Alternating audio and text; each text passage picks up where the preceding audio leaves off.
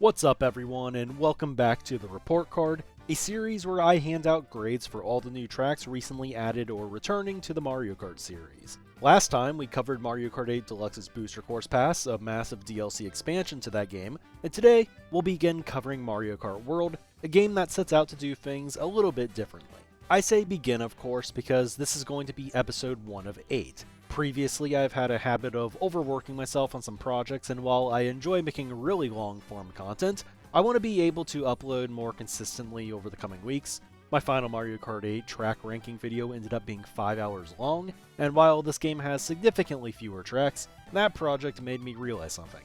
I really like to yap.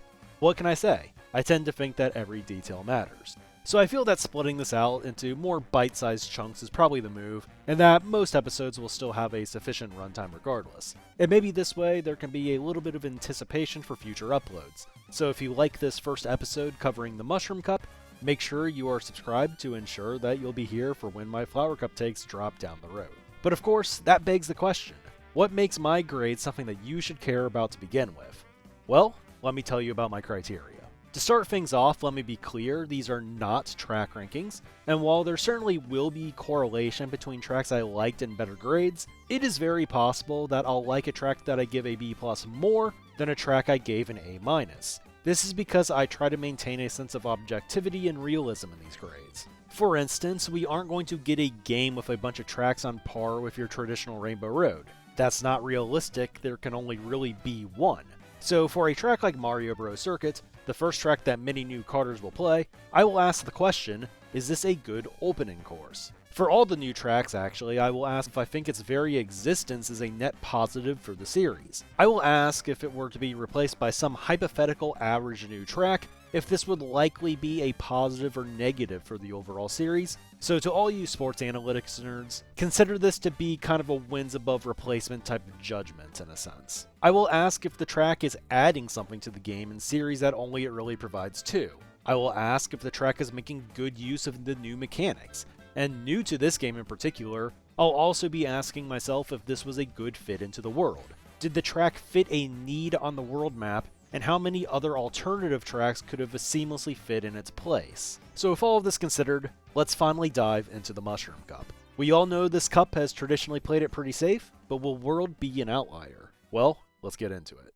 Mario Bros. Circuit is a great example of why I don't do any official track rankings or grading until well over 100 days have passed. Initially, I felt that, like many starter courses, that it was a little bit simple for my liking. I expected to be starting off this series defending it for being one of the better lead-off tracks to grace the series, and to express that I still saw it as a sure upgrade from Mario Kart Stadium, a track that I notoriously grew tired of due to its practically mandatory use of motion controls in Mario Kart 8 Deluxe high-level lobbies.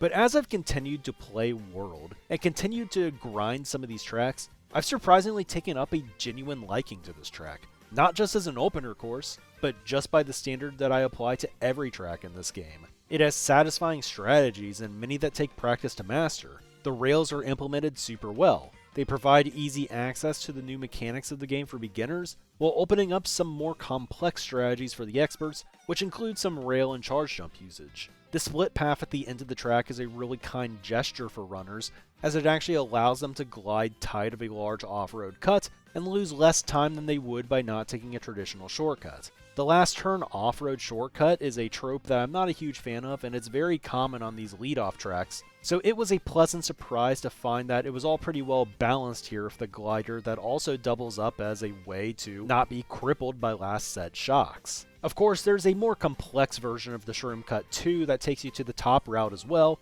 but I like this cut quite a bit as it is decently precise but still rather reasonable and satisfying to pull off. It's also followed up by an opportunity to take another shortcut at the beginning of the lap, and this is all fine and dandy to me, as the glider and the risky potential to take the opening cut shroomless really helps to reward consistent runners. So what initially felt like just another bagging course starter track kind of turned into a track that rewards the people who can take advantage of its strategies up front. As people continue to get better, I imagine that bagging strategies will be more commonly used, but that is expected, as bagging is a natural reaction to failed front-running attempts in general in the series. To me though, bagging is only really a problem for a track when it passes the tipping point of often being a more desirable strategy than trying to race up front to begin with, and I don't think that's the case here. There is a bit of a skill barrier to entry required for getting consistently good results on this track, and you will not be able to pass through that barrier without putting in some work.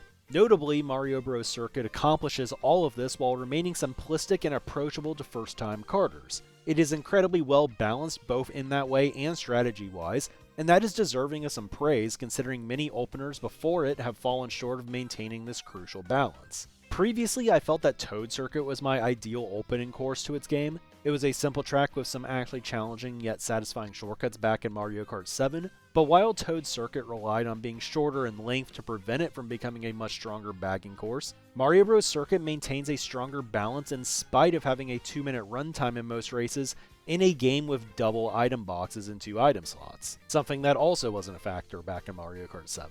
I've got to say too, I like the theming of this track. Mario Kart Stadium finally broke the trend of relatively generic circuit tracks leading off a game, but this one managed to do it without losing its status as a quote circuit. And I feel like this setting might also be referencing the Super Mario Bros. Super Show credits too, and that is pretty cool if true. The music, while kind of silly, is downright fitting too. I find its heavily emphasized accented notes to be used very well in order to pull you in, so when the loop point drops, usually corresponding with all the rail hopping strats on lap 2, it makes for a very satisfying conclusion.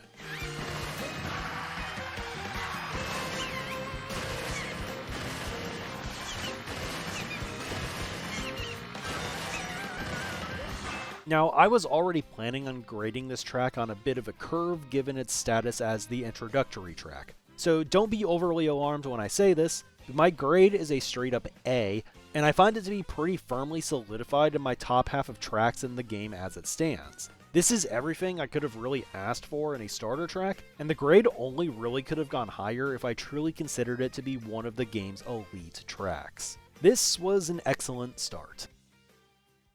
That same sentiment kind of rolls into Crown City as well. It's not my favorite track ever, but comparatively to other second courses in the series, it's without a doubt near the top of that list, and much more ambitious than its contemporaries. And to be clear, when I refer to Crown City or Peach Stadium, I am not referring to the variants of the track that you play in Grand Prix mode, and I understand that can be a little bit confusing as I'm splitting these videos up by GPs, but the Grand Prix mode variants are technically connector tracks, so again, we will be grading Crown City, not Mario Bros. Circuit to Crown City or Faraway Oasis to Crown City. To prevent any further confusion, I'll just say that the tracks I'll be covering for now are all currently playable in time trials, and speaking of which, the world record for this track, a few months in, really showcases how much a track can change in just a couple of months. At first, the driving didn't really stand out to me in any meaningful way, but as we've kind of progressed into the I kinda know what I'm doing now phase, I actually find it relatively fun to drive, and it has a lot of cool little strats. I love that charge jumping onto the cars rewards you with a coin, and as time has passed, I've become quite the big lap 2 enjoyer as well, as the evolution of its strategies have turned it into something that's a lot more interesting than it was back in June. I am not sure if I can say the same thing about laps 1 and 3 though, because while they are relatively inoffensive to drive, I rarely find my opponents actually wanting to do just that. There's a ridiculous amount of drafting opportunities early on, making the act of holding onto a top spot pretty much impossible to begin with on lap 1, but even if my opponents all magically found wanting to get an early lead here to be desirable, it would all pretty much be invalidated by the massive shroom cut at the end of the lap. Lap 3 does have some potential, I think, with some of the air trick extension possibilities, but as it stands, the off-road cuts are kind of broken. Shocks often come in the section too, and while it doesn't necessarily cripple a successful runner, I find it rare to still get first without dodging up on this track. I don't know if it's just me not being fast enough right now, but the vibe I've gotten is that when I get a successful run, usually it means I get third or fourth. And that does matter quite a bit given that the point distribution gives very heavy benefits to first over second compared to the other spots. Like I said, I think there are some alternatives on the way, and the jump off the rail over the final grass section is already very well established, but it is a scary spot to be in regardless, since most competitive players will be making their comebacks around this time to begin with. It's very easy to be knocked off the final rail online if there's any shells in play after like a shock or something, let alone triple shells. So overall, while I will say that I've enjoyed playing this track, I would say that my praise and how it plays online is a bit limited. Perhaps more than any other track in the game though, Crown City plays a significant role in the world. By being the first track most players will travel to in the game, I think the devs really wanted it to be memorable and a track players would flock to in free roam. It very much feels like it was designed specifically for this game's gimmick, with its game-leading 10 panel spots and giant bridge leading into it as well, making it stand out all the more in the knockout rallies. And I think the inspiration is kinda obvious. Looking back to Super Mario Odyssey, I think New Donk City was a fan favorite level for a reason.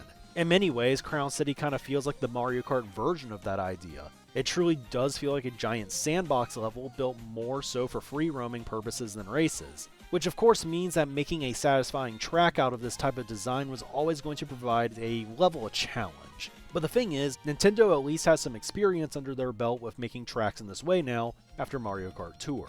Still, I think we need to have an honest discussion about what this all entails, because just because you're able to do something does not necessarily mean that you should. And while I'm not actually a hater of tour tracks per se, I mean, I put Singapore Speedway in like my top 15 tracks in AD, in general, I don't know if I would say that it's a good thing that the track feels a little bit reminiscent of the Tour City design that we all saw throughout the Booster Pass. This design, of course, being that it feels that they made a track out of a location, as opposed to building a location around an already innovative track idea with interesting strategies and interactions. What you end up getting is a lot of time spent on a long straightaway downtown, whether that be on the ground or in the air, just because it's the most efficient way to get from one side of the map to the other.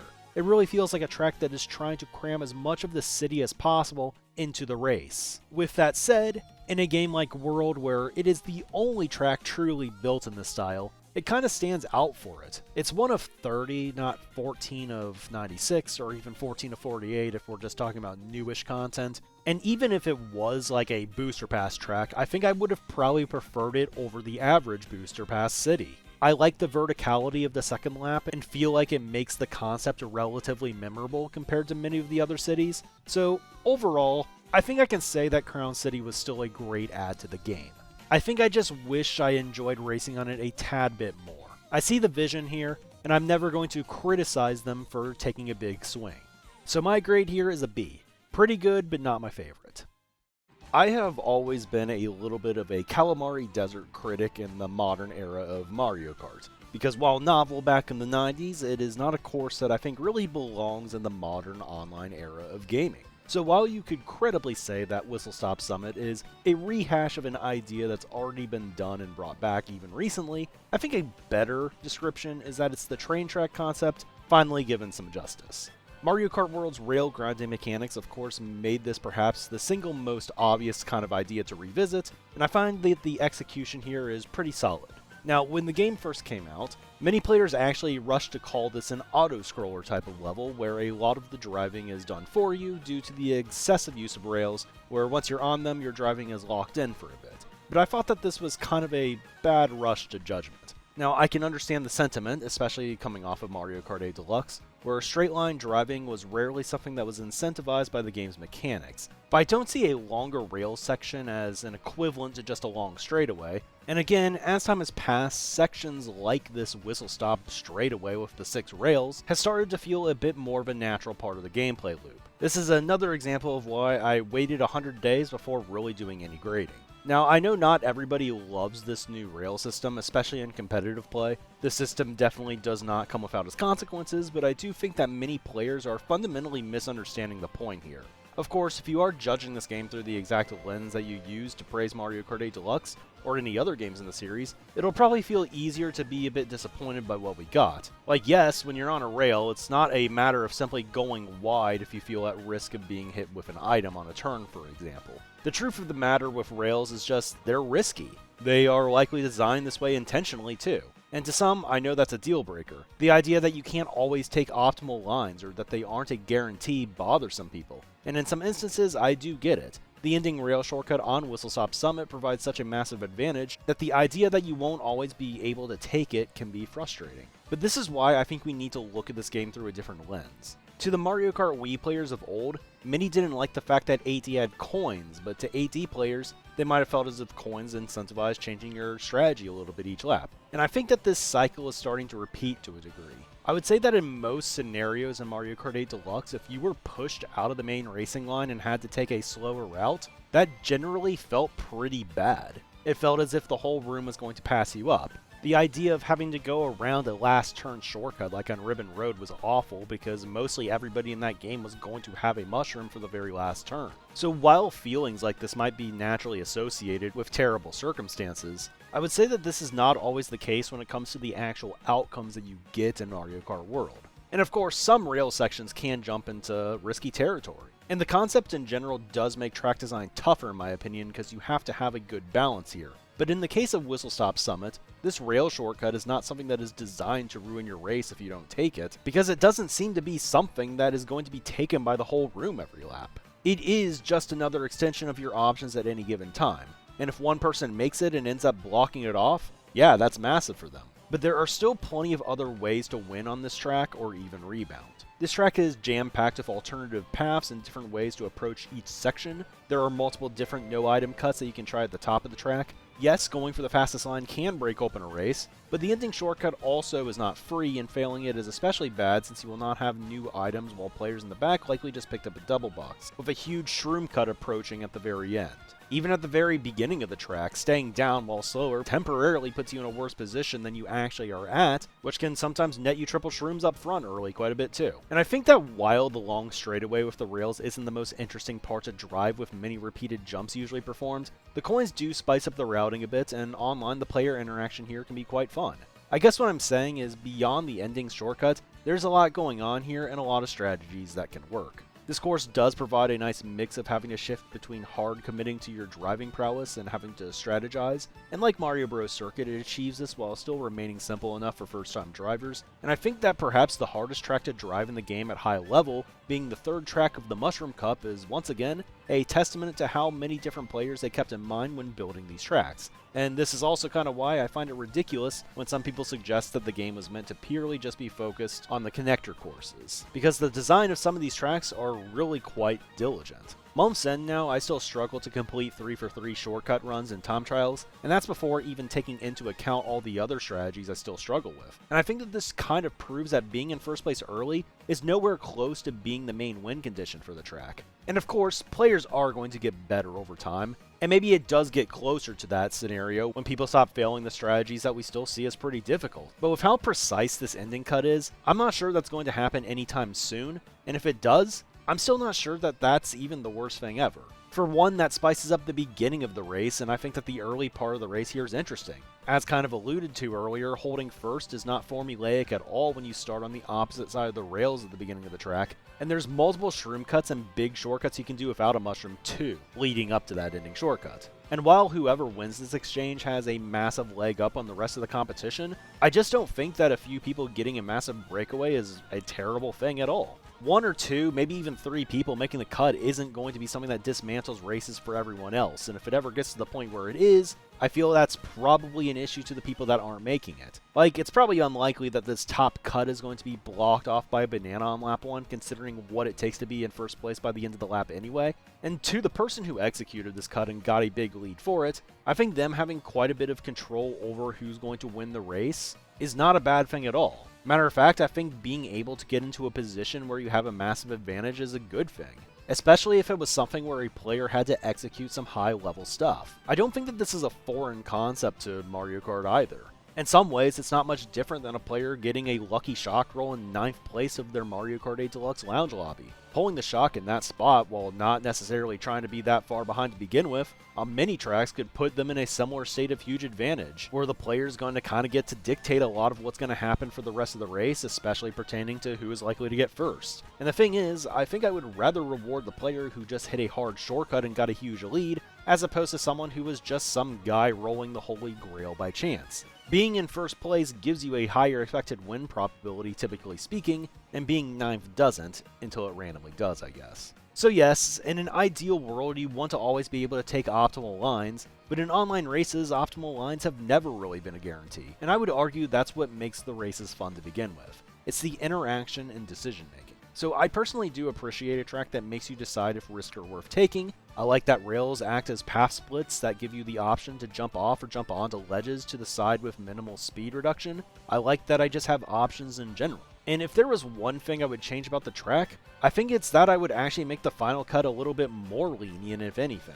It's not that I want it to be an easy trick that anyone can always do, it's just that as it stands, despite the massive benefit runners can still get on this track, I think it's actually not leveraged enough still. Right now, I think this track is designed to be pretty friendly to people with powered items for sure, and considering that even in the top level rooms this cut is still frequently failed, I imagine that a lot of people have still had a lot more success just shrooming up at the end as opposed to going up top, at least on lap 3. And I'm not sure if we will all get better enough to prevent that from being the case down the road, but I am a little bit skeptical right now. The risk and reward factor here is a bit tricky, because hitting the end cut feels amazing and does produce results when you hit it, but that's only the case when people actually do hit it. And it would be sad to me if at low level to all the way up to anything below top level, if more players end up approaching it as a bagger when I don't think it has to be the case. Maybe as the track ages we'll eventually reach that ideal balance, but we'll have to see on that. Beyond how it plays in competitive matches though, I think this track is a fit for Mario Kart World in even more ways. This track is a train station, but it doesn't just end there, because these trains actually go out into the world in free roam too.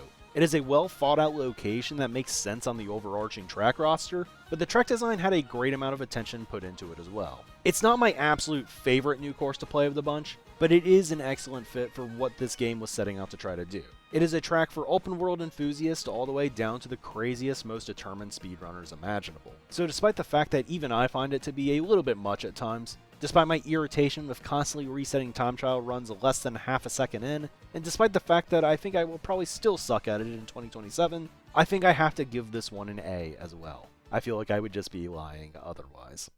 I think DK Spaceport is one of the hardest tracks in the game for me to properly grade. Playing this track online has often been a miserable experience for me. It's one of the most unserious tracks in the entire game in my opinion, just on the basis that there's a shortcut that saves about a second and a half at the end of every segment, which I should be clear, occurs roughly every 10 seconds. And these shortcuts are not difficult, it's just a matter of getting a mushroom or perhaps even better, a feather or dodge item. I am also not a fan of the final lap either, which is incredibly pace dependent. It is kind of infuriating to deal with it in time trials if your pace is just unfortunate, because there's no real way to adjust with hardly any time left in a track. As I've improved, I've shifted to where I would use mushrooms before. It would help me avoid obstacles on earlier laps, but you don't get this luxury on the final stretch when there's no remaining shroom spots. You all don't know true time trial misery until you, quote, fail a run, I suppose, because the Robo DK headshotted you with a giant barrel right before the line due to you being too far ahead of pace, but simultaneously not far ahead enough. Every race where I'm up front, I feel extremely vulnerable in this section as everybody's making their comeback at the same time and rapidly converging upon you with dodge items and the like. There's not a lot of room to avoid items at the end here with the giant barrels being thrown at you, which often force you into a very specific line that can be easily exploited by people dodging the dreaded common last set shock leading into the stretch. That said, endings can be magically peaceful in this game too sometimes, making going into the final lap in any position truly a scenario where you can come away from it all feeling like an idiot who misplayed the race. The thing is, I never feel like I have answers here, even when the results end up being good. And I think this is usually a symptom of poor track design, especially when it comes to the competitive aspects of the game. And believe it or not, I love playing Mario Kart for the chaos, I just want to feel like my actions matter inside of it all, and I don't really get that here. In some ways, this track does feel a lot like the new Excitebike Arena. Both are crossover tracks based on early 80s video games. The 180-degree turns of off-road cuts present on both tracks are very reminiscent of the other, and Excitebike 2 often rewarded a degenerate kind of playstyle. With that said, DK Spaceport gameplay does not display a fraction of the skill expression that was possible on Excitebike, and I say that as a hater of Excitebike. But I have to admit, the best players on the course could actually leave the rest of the lobby in the dust, and this does not really feel like something that's possible on Spaceport. The tech is just not there, and the shroom cuts are just more frequent. and while I don't think that most of the community really justified their constant spamming of Excitebike Arena and Mario Kart 8 Deluxe's Lounge, and more so picked it lazily as some kind of justifiable bagging track after genuine top players said it could reward real skill, I do have to distinguish the tracks in this way for the sake of fairness. But there's also one more notable difference between the tracks too. I actually like DK Spaceport. I can't help but like DK Spaceport actually. It's one of those ideas where I'm just surprised that it hadn't been done before. This is what Donkey Kong's true roots were, after all, especially in the context of a Mario game. It was never originally just generic jungle levels. We were beyond overdue for a wildly different DK-themed level, and this one just makes so much sense. It's just full of life and character. Chasing the giant DK up the stage was not just a visual reference like with Luigi's Mansion or Delfino Square in the past. This track acts as a complete reenactment of its source material. And when I'm not busy being pace-locked, I find the track actually pretty fun to play on time trials too. The first turn shortcut is very satisfying to pull off, as is the lap 5 wall riding strategies. Lap 4's rails are some of the most flexible in the game when it comes to improv, and I think we'll see more interesting interactions there as more time passes. But it's not even just that each new section plays like a different part of a Donkey Kong arcade level, or that the new game features work well here. It's just that playing the track creates a nice feeling. And a lot of that I have to credit to the soundtrack, which is fantastic and a better version of what they were trying to do with Baby Park back in Mario Kart 8 in my mind. Lap 1 on its own had a very good theme, and part of me is sad that its usage is minimal with traditional track settings, but Lap 2's callback to the 25M level alongside the upped intensity of the 4th and 5th laps make me forgive them for this design choice. And while I am not a fan of the hammer theme on the final lap, I can't say it wasn't a warranted ending either. It's fine for its intended playtime of roughly 10 seconds because that's what the hammer theme is kind of supposed to be. It's just not a song that I want to hear on any loop. And of course, the build-up is great from the start here. I understand why this track is popular for sure, even if I find it to be a pretty unserious one compared to some of the rest. And it just looks great too. It's one of the ones that I love picking in casual matches, especially since sector tracks can kind of break the only one lap curse under certain conditions. You just won't catch me picking this if I'm ever trying to win. So given what I've said up to this point, you kind of know what my full thoughts on the Mushroom Cup are. It's been a lot of positivity, and I would say that it's pretty easily my favorite opening cup in series history. Yet somehow this comes in spite of DK Spaceport being one of the weaker first cup closers in recent memory to me. Compared to Luigi's Mansion and Flomp Ruins, as well as some of the other tracks that we'll be talking about soon in this series down the road, I can't say it's my favorite. But this is not due to it being a bad course in my mind. This is more so a testament of how good most of these closers have been, in spite of Mushroom Cups being traditionally pretty boring. My grade for DK Spaceport lands at a B. It is a track I am glad is in the game, and it's not a track that I would re-roll on to try to get another one. So with that, there's the end of my roller coaster review of a track that I kinda hate to love, at least much more than I love to hate. To wrap this up, I'll say it again, this is a really good Mushroom Cup. I'm not just saying this because I'm an easy grader who wants positive feedback on the first episode of the series either.